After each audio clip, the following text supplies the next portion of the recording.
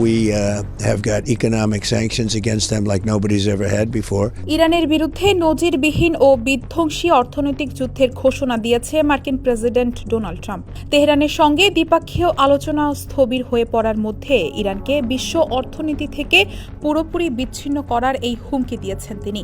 যদিও এই পদক্ষেপের কার্যকারিতা ও পরিণতি নিয়ে সংশয় প্রকাশ করেছেন বিশ্লেষকরা।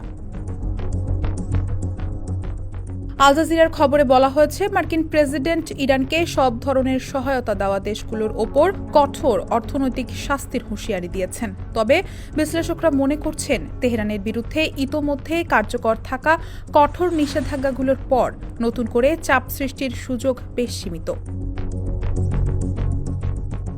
বুধবার নিজের সামাজিক মাধ্যম ট্রুথ সোশ্যালে ট্রাম্প লেখেন, আজ আমি কোনো দেশের বিরুদ্ধে এখন পর্যন্ত নেওয়া সবচেয়ে কঠোর অর্থনৈতিক পদক্ষেপ ঘোষণা করছি।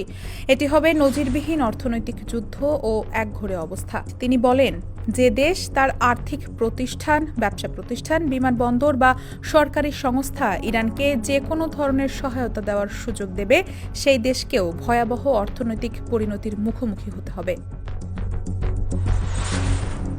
ইরানকে সহায়তা করলে দেশগুলো কী ধরনের শাস্তির মুখোমুখি হবে তা ট্রাম্প নির্দিষ্ট করে বলেননি, যদিও এই ধরনের পদক্ষেপের কার্যকারিতা নিয়ে প্রশ্ন তুলেছেন বিশ্লেষকরা।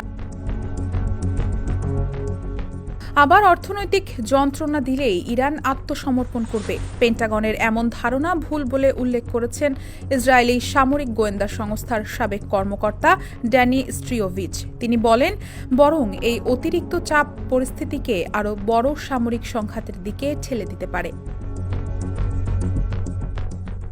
যুক্তরাষ্ট্রের $40 ট্রিলিয়ন রেকর্ড জাতীয় ঋণ এবং যুদ্ধজনিত মূল্যস্ফীতি থেকে আমেরিকানদের দৃষ্টি ঘোরাতেই ট্রাম্পের এই হুঙ্কার বলে মনে করেন বিশ্লেষকরা।